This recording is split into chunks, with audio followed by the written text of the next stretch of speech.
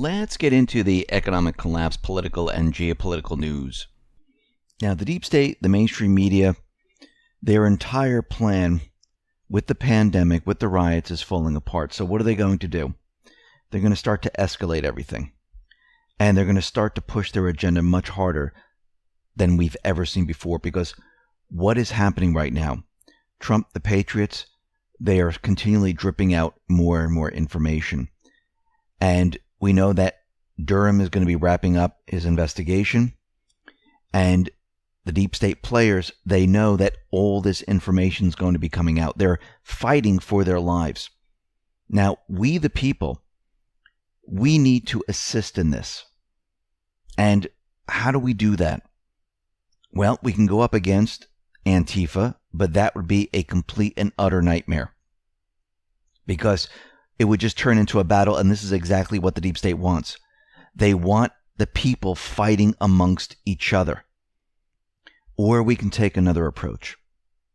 And I do believe Q has showed us what to do. Now, when I was looking through the posts, today is July 23rd, and yesterday, Q had a post July 22nd, 2019, which I find very interesting that Q put this post up a year ago yesterday. And it was when everyone put out their flags for love of country. Flags out. I do believe that this is a signal to every single person to show that we are the silent majority. We are we the people. And I do believe that it's time to show support. It's time to put the flag out and leave it out until the elections and let the movement grow to show the country that we the people, we stand together, we stand united. Now, if you don't have a flag, you can order one. You can go to Walmart. You can go to any of the stores to get it. You can hang it out your window. And what we all need to do, I think, and Enoch is helping me, I think we need to display these videos, these pictures of flags. You can be in the picture or not be in the picture.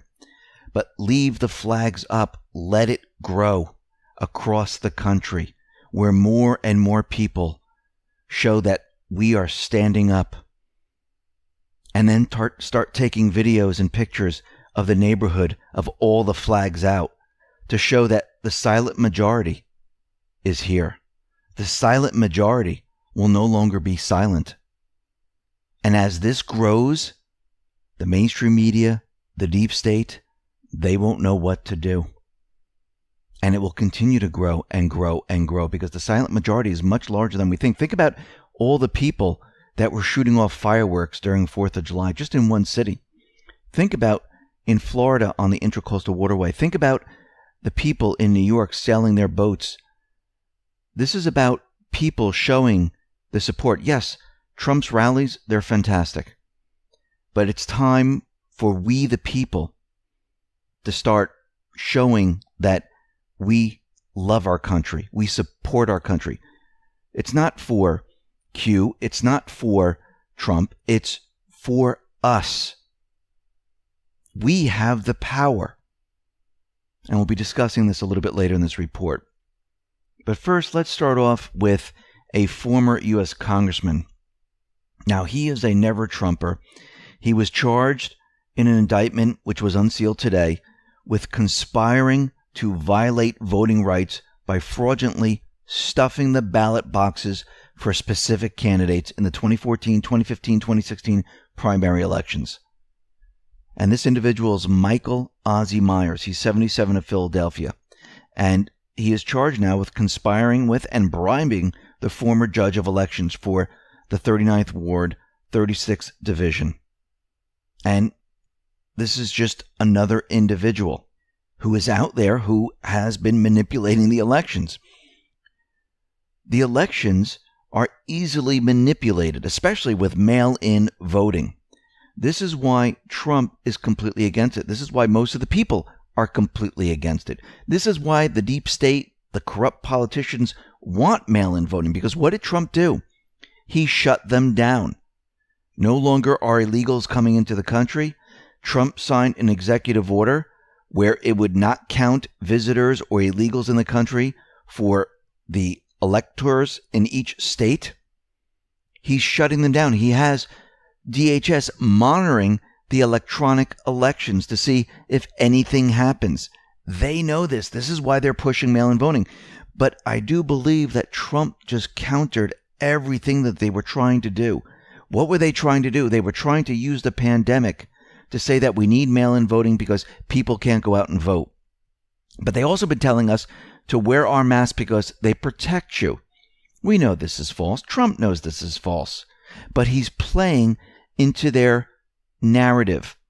Because if you can wear a mask to go to a store and they're telling you it protects you, and you wear a mask to go to the restaurant, you wear a mask to go to the mall, you can wear a mask which protects you to go and vote in person. Now, Patriot Politics Research took this a step further.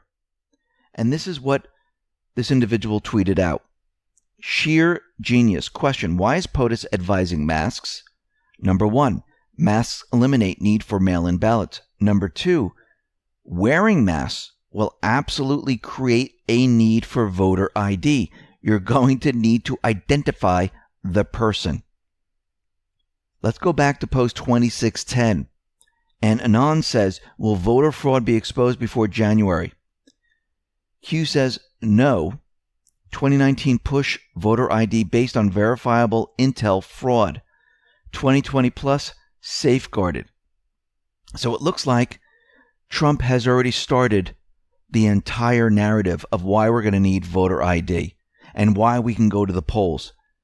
Remember, the deep state, yes, they might have started these events, but the patriots are controlling where they go. Now, what's very interesting, once Trump came out with him wearing this mask, saying, yes, they protect you. You can go vote with these on. This is no problem. Hillary Clinton, for the longest time, her Twitter profile picture was her wearing a black mask that said vote. All of a sudden, she switched it out. She's no longer wearing a mask. It's a profile picture of her. Why the change? Interesting. Number 1 is because Trump just countered their narrative. Number 2, is she preparing to run for the Democratic Party? Now, when I say this, I don't mean that she's going to get on the ballot. I mean, she's going to replace Joe Biden and whoever else is there. And I do believe that the other person is going to be Michelle Obama, because anyone else could not go up against Trump. Maybe there will be someone else, but we know that Biden is going to be replaced. And if you notice, they're keeping him in the basement. They really don't want him out there. They're stopping him from speaking. And if he goes off track, they cut him off. The only way to replace him now is to have him really, really become ill. Now, there's a second reason why Biden is doing this. And I have a funny feeling that he's not as ill as everyone thinks. I think the second reason he's doing this is that if he shows everyone that he doesn't understand or know anything, he forgets, how are they going to bring him to trial? This will be very difficult. And I do believe this is what he's going to use later on. Is this actually going to help? Most likely not. Now, we know that Trump, his team, they are going after human traffickers. And Governor Brian Kemp in Georgia, he just signed a bill aimed at cracking down on human trafficking in Georgia and improving the state's foster care system, because we know what happens in the foster care system. So he has House Bill 823 and House Bill 911. They're part of the Georgia First Lady Marty Kemp's initiative to target human trafficking. And we know there is certain missions going on right now, like the one that they pushed out during the pandemic. They went to Central America, South America with other countries. We know there are certain ones in this country and in other countries where they're cracking down on all of this. And we know that Ghislaine Maxwell was just arrested. Now, Trump said something very interesting about Ghislaine Maxwell. Now, we know that Epstein, well, he didn't kill himself. Most of America is saying no, he was murdered. And the media went crazy over Trump when he said the following: "I wish her well," referring to Ghislaine Maxwell. Now, Kayleigh, the White House press secretary, she explained what Trump was talking about. And this is what she said. What the president was noting is that the last person who was charged in Epstein's case ended up dead in a jail cell, and the president wants justice to be served for the victims in this case, and he prefers this to play out in a courtroom. Now, Julian's Rum, a couple days before this, he tweeted out that Trump said this for the same exact reason. And this is what he tweeted out. "Remember when Comey said, 'I wish Andy well'? Q showed us that this was actually their code for death threat. When POTUS said, 'I wish her well,' it's possible he was mocking them with their own code."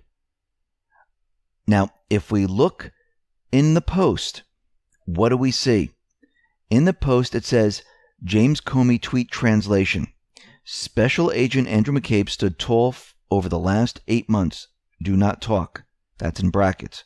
When small people, this is in brackets, sheep, were trying to tear down an institution, we all depend on cover, and cover is in brackets in bold. "We served with distinction for 2 decades. We own you and your family." We own you and your families in brackets in bold.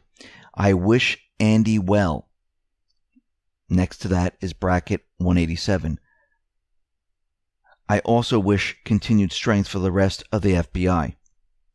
General threat to others. America needs you. Activate sleeper cells."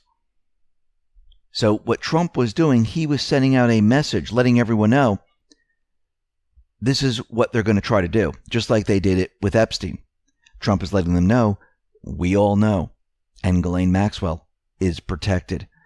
Now, a federal judge in Manhattan, they just approved the unsealing of documents from a civil lawsuit against Ghislaine Maxwell. Now, this Maxwell was objecting to all this, but U.S. District Judge Loretta Preska in Manhattan said the presumption the public has a right to access large portions of the more than 80 documents at issue outweighed Maxwell's argument for keeping them under wraps, including that they could prove embarrassing. Preska also said personal identifying information contained in the document, as well as the names of many non-parties, will be redacted. If the documents are released, they are likely to shed more light on Maxwell's dealings with Epstein, as well as Epstein's own conduct.